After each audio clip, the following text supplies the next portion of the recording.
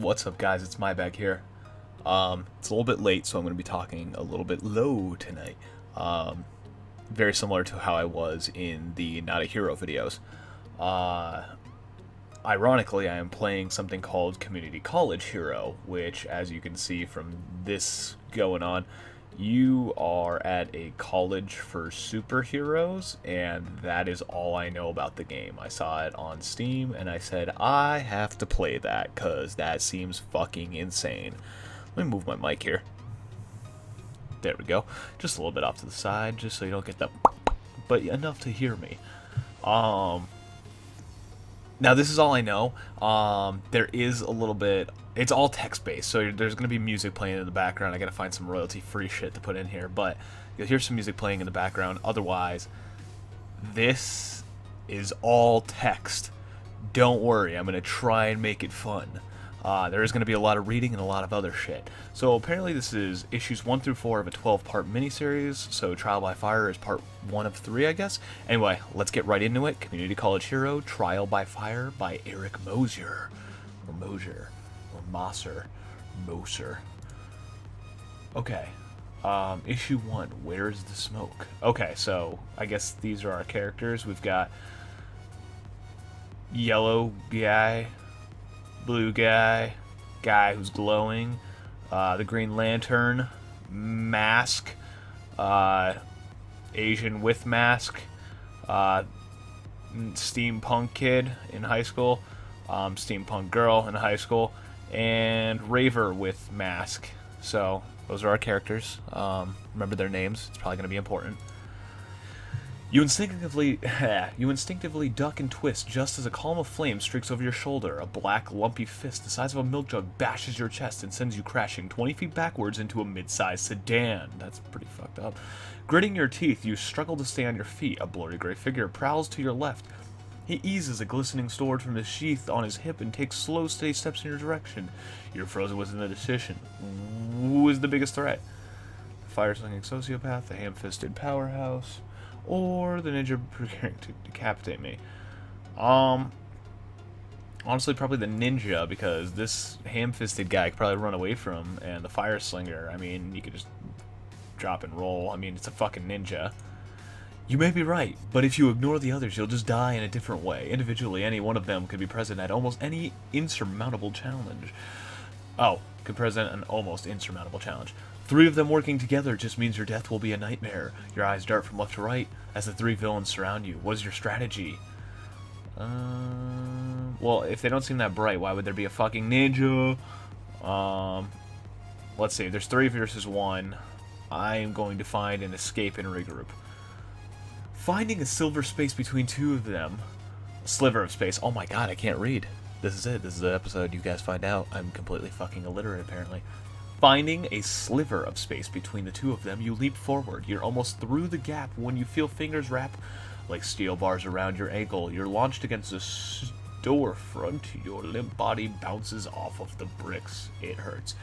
It's over, you have to realize that, but there's just no way out of this. As the vultures circle, you raise your head and stare them down, lacking the strength to rise to your feet, but needing to show one last shred of defiance. They move slowly.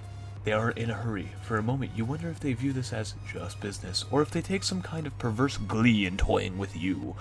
From what you know of the Diabolical Dozen, they seem to have mastered the art of mixing business with pleasure. In some... like porn? In some twisted way of thinking, you're responsible for this. After all, it didn't have to turn out this way. You could have made a different decision, smarter decisions, but I didn't. And I trusted the wrong person. Alright, let's go to 2 years ago, because that's a fucked up start. Today is the day, the start of your new life. You fantasized about this day since you were 8 years old, driving off the living room sofa with reckless abandon. Diving off, oh my god. Eliciting a satisfying hiss from your furry nemesis, you smirked as Kitty Fuzz retreated to your father's recliner. I'm guessing you're just terrorizing the cat at that point, you sick fuck. Wait. This is talking about me, so I'm the sick fuck. Back then, you didn't realize it could actually happen. It was just a fantasy. After all, what kid doesn't dream about being a hero with fantastic powers? What kid didn't want to be a Z person? As a kid, what power did you dream of having? Ooh, strength, invisibility, power of flight, the ability to shoot lasers, telepathy, or force fields. I always wanted invisibility. I always thought it would be so cool to be able to just kind of sneak around, so spy it is. Sure, diving off the sofa was fun, but you preferred lurking behind it and scaring your mom while she was carrying the laundry like an asshole. Even though you didn't have any powers, your idols did. Kids in previous generations had to find their heroes in comic books and cartoons, but your generation was the first to have the real thing. Of course, there's a reason for this. The tension... Oh, God, here we go. Here's the backstory. Get ready for the boring part. The tension between the Soviet Union and the United States had reached a climax in the late 60s in the Cold War settlement under the Nixon administration. Each side possessed nuclear weapons capable of devastating a blah, blah, blah, blah, blah, blah, blah. In 1974, the federal government created the first Zenith shields over Washington, D.C. and New York City. Over the next 18 months, blah, blah, blah, blah, blah, blah, blah. Riots broke out in unprotected cities, blah, blah, blah, blah, blah, blah. C cities were prisons, that's it.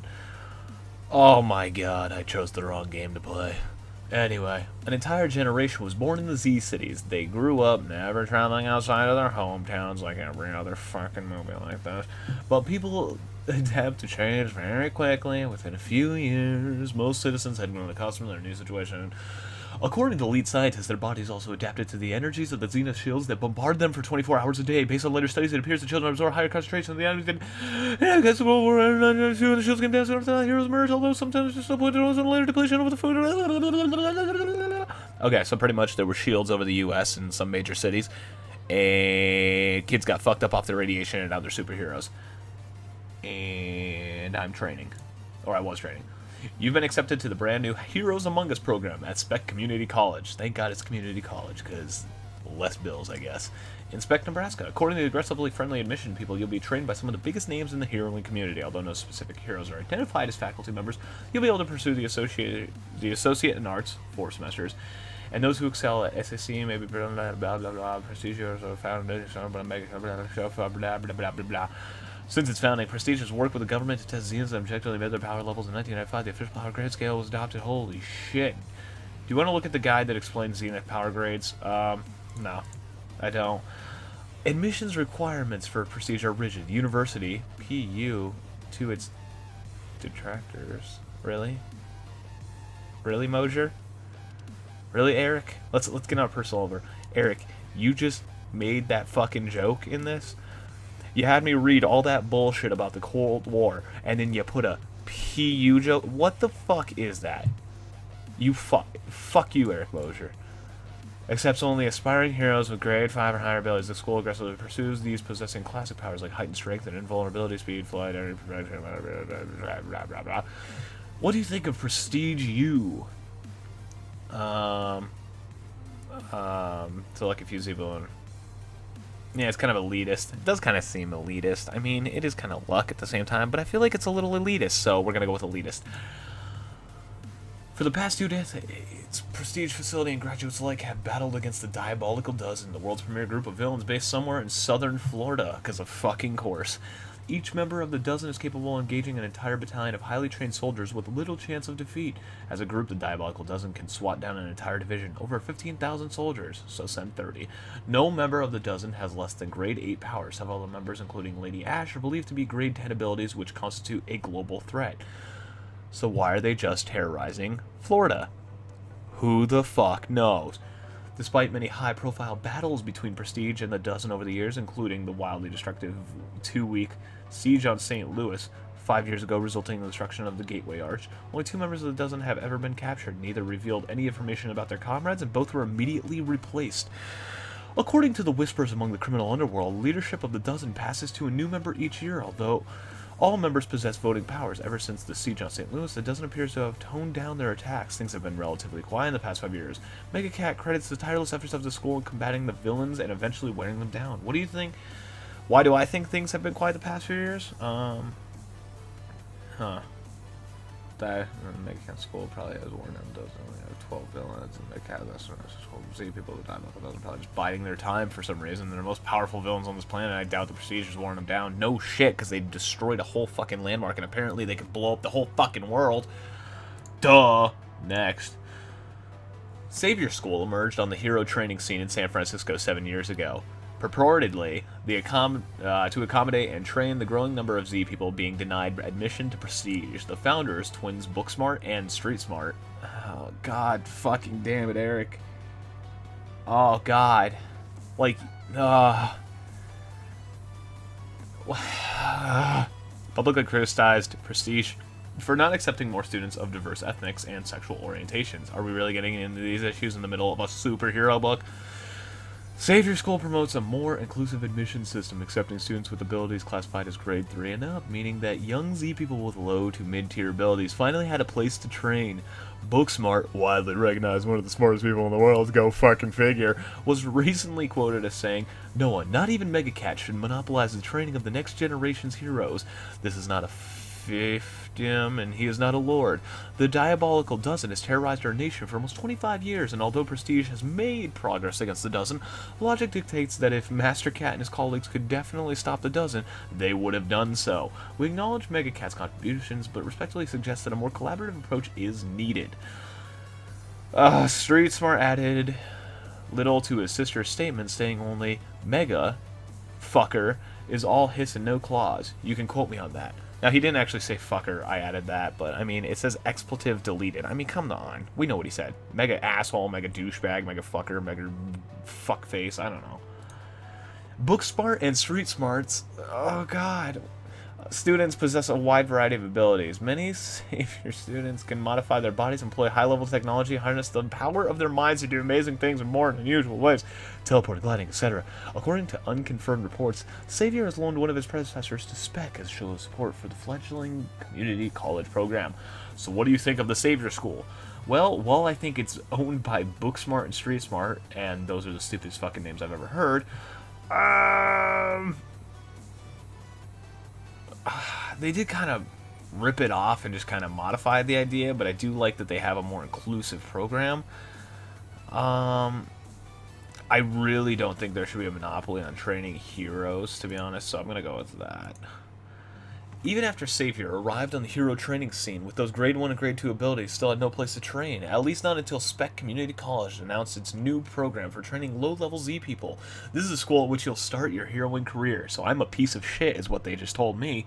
Realizing that no hero can excel in every area, you focus on specific skills and physical abilities to create a unique crime-fighting style. You would describe yourself as an acrobat, sharpshooter, detective, or soldier.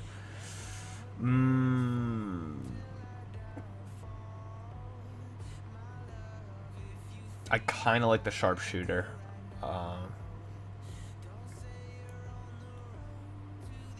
Okay, so here's the equipment. Acrobat, I have brass knuckles, a leather motorcycle jacket, and retractable roller skates in my shoes. That seems kind of eh. The sharpshooter has a slingshot. Are you kidding me? Retractable roller skates in my shoes, okay. And 2 stealth versions of my hero uniform. That's kind of cool. Detective, I'm equipped with a micro-listening device, 2 stealth versions of my hero's uniform, and brass knuckles. And I wear a leather, soldier, I wear a leather motorcycle jacket worn over my hero uniform and use a micro-listening device and sports slingshot. I'm probably going to go for detective, because that's how I play Fallout. I always go around the edges, and I really investigate the situation, and then fuck them up from a distance, and sharpshooter just kind of... You know what, screw that, I'm going sharpshooter, because I shoot from a distance as well.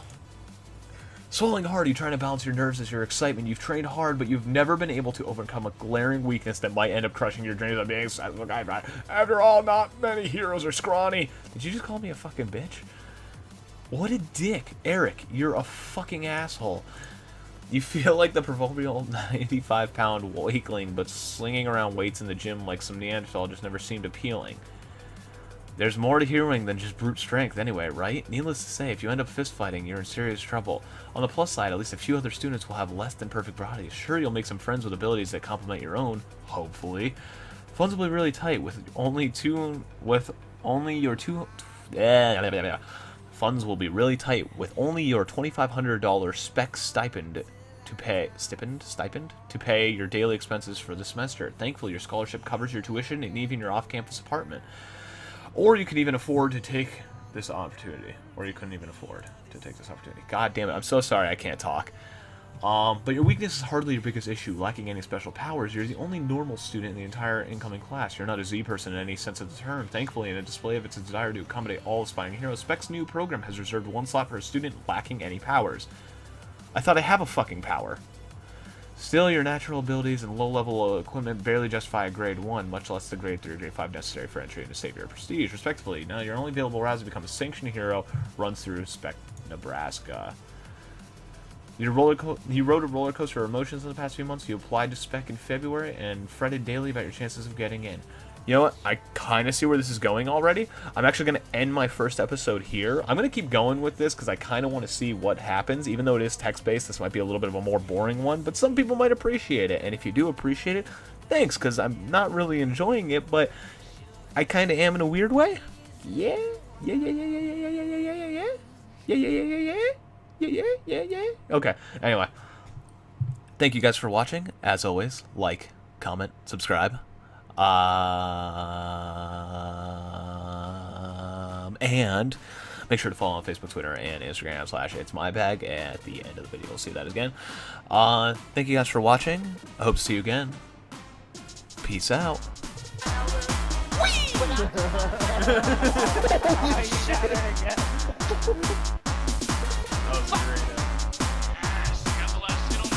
Yeah! Man stuff!